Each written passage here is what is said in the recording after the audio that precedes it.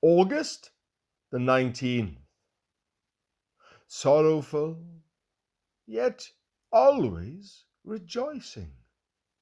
2 Corinthians chapter 6, verse 10. Sorrow was beautiful, but his beauty was the beauty of the moonlight shining through the leafy branches of the trees in the woods. His gentle light made little pools of silver here and there on the soft green moss of the forest floor. And when he sang, his song was like the low, sweet calls of the nightingale, and in his eyes was the unexpectant gaze of someone who has ceased to look for coming gladness. He could weep in tender sympathy with those who weep, but to rejoice with those who rejoice was unknown to him. Joy was beautiful too, but hers was the radiant beauty of a summer morning. Her eyes still held the happy laughter of childhood, and her hair glistened with the sunshine's kiss.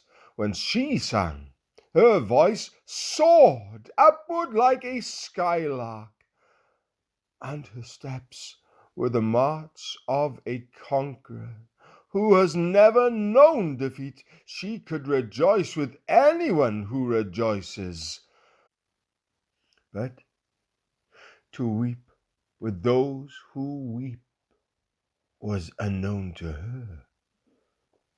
Sorrow longingly said, "We can never be united as one."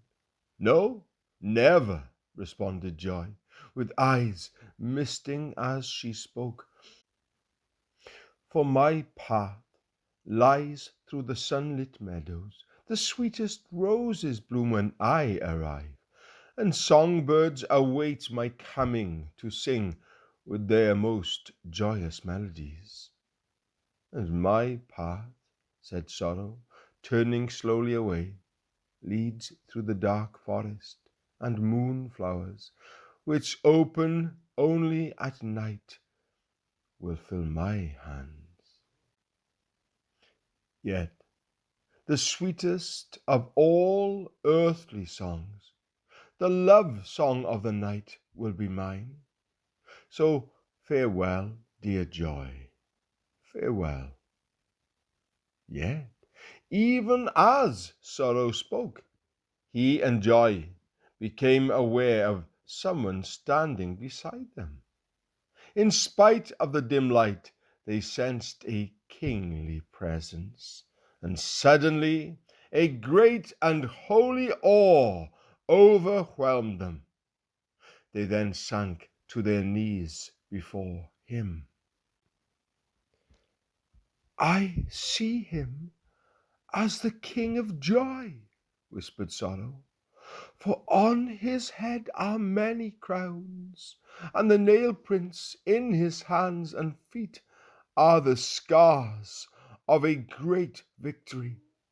And before him all my sorrow is melting away into deathless love and gladness.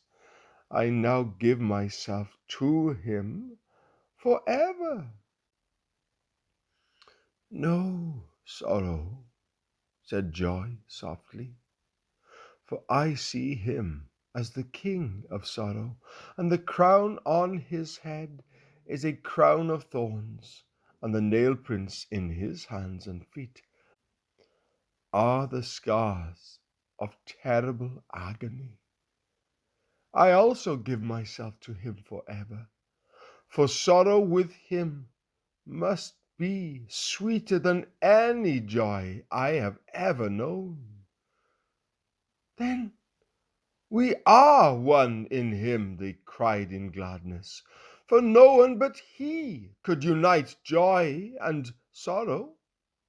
Therefore they walked hand in hand into the world to follow him through storms and sunshine, through winter's severe cold and the warmth of summer's gladness, and to be sorrowful, yet always rejoicing.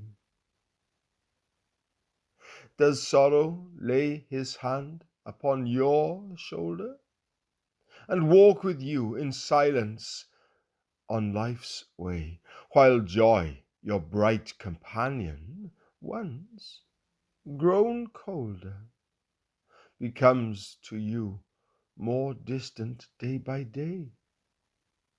Run not from the companionship of sorrow.